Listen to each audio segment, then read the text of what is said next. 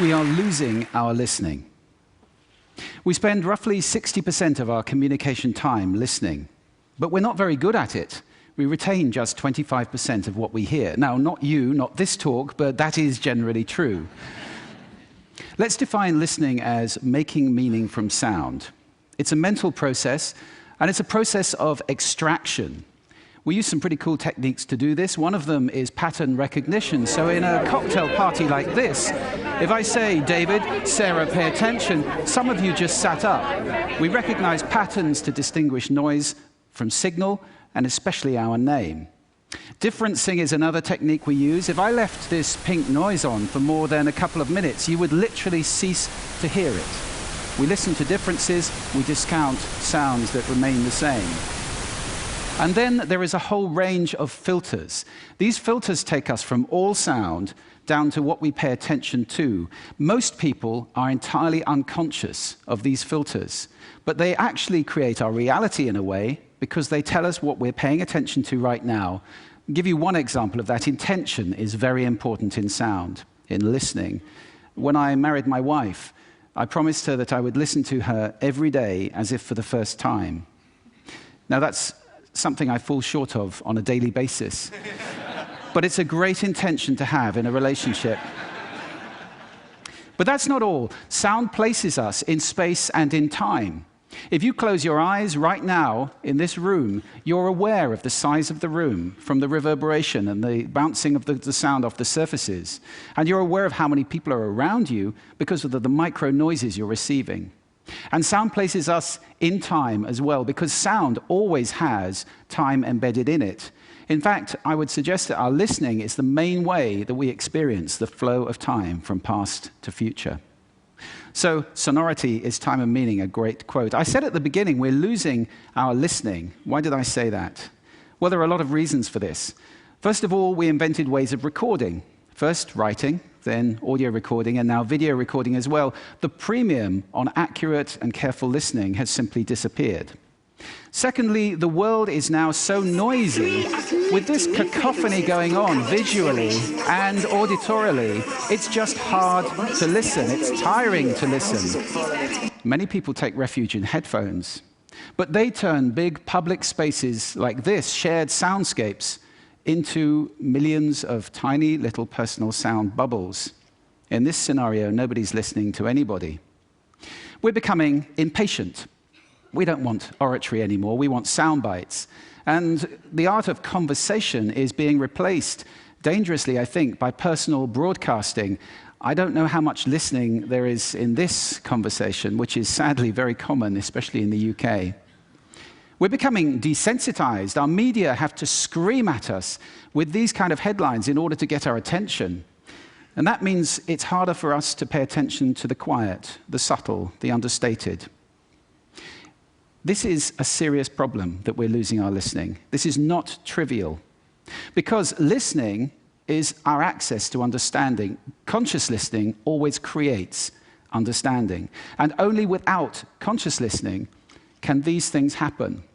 A world where we don't listen to each other at all is a very scary place indeed.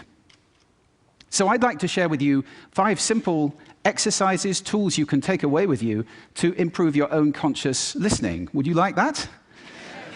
Good. The first one is silence. Just 3 minutes a day of silence is a wonderful exercise to reset your ears and to recalibrate so that you can hear the quiet again. If you can't get absolute silence, go for quiet. That's absolutely fine. Second, I call this the mixer. So even if you're in a noisy environment like this, and we all spend a lot of time in places like this, listen in the coffee bar to how many channels of sound can I hear? How many individual channels in that mix am I listening to? You can do it in a beautiful place as well, like a lake. How many birds am I hearing? Where are they? Where are those ripples? It's a great exercise for improving the quality of your listening. Third, this exercise I call savoring, and this is a beautiful exercise. It's about enjoying mundane sounds. This, for example, is my tumble dryer. It's a waltz. 1, 2, 3, 1, 2, 3, 1, 2, 3. I love it. Or just try this one on for size.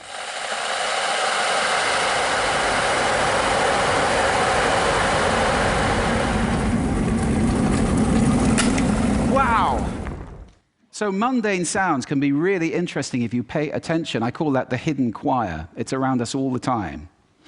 The next exercise is probably the most important of all of these. If you just take one thing away, this is listening positions. The idea that you can move your listening position to what's appropriate to what you're listening to. This is playing with those filters. You remember I gave you those filters at the beginning? It's starting to play with them as levers, to get conscious about them and to move to different places. These are just some of the listening positions or scales of listening positions that you can use. There are many. Have fun with that. It's very exciting. And finally, an acronym. You can use this in listening, in communication. If you're in any one of those roles, and I think that probably is everybody who's listening to this talk. The acronym is RASA, which is the Sanskrit word for juice or essence. And RASA stands for receive, which means pay attention to the person, appreciate, making little noises like, oh, okay. Summarize, the word so is very important in communication, and ask questions afterwards. Now, sound is my passion, it's my life. I wrote a whole book about it, so I live to listen. That's too much to ask for most people. But I believe that every human being needs to listen consciously in order to live fully.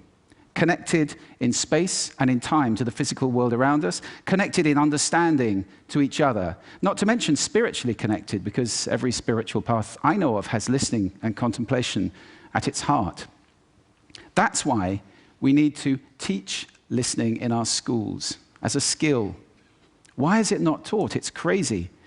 And if we can teach listening in our schools, we can take our listening off that slippery slope to that dangerous, scary world that I talked about and move it to a place where everybody is consciously listening all the time, or at least capable of doing it. Now, I don't know how to do that, but this is TED. And I think the TED community is capable of anything.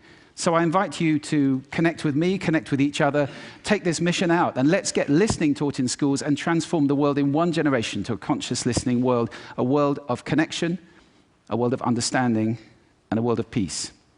Thank you for listening to me today.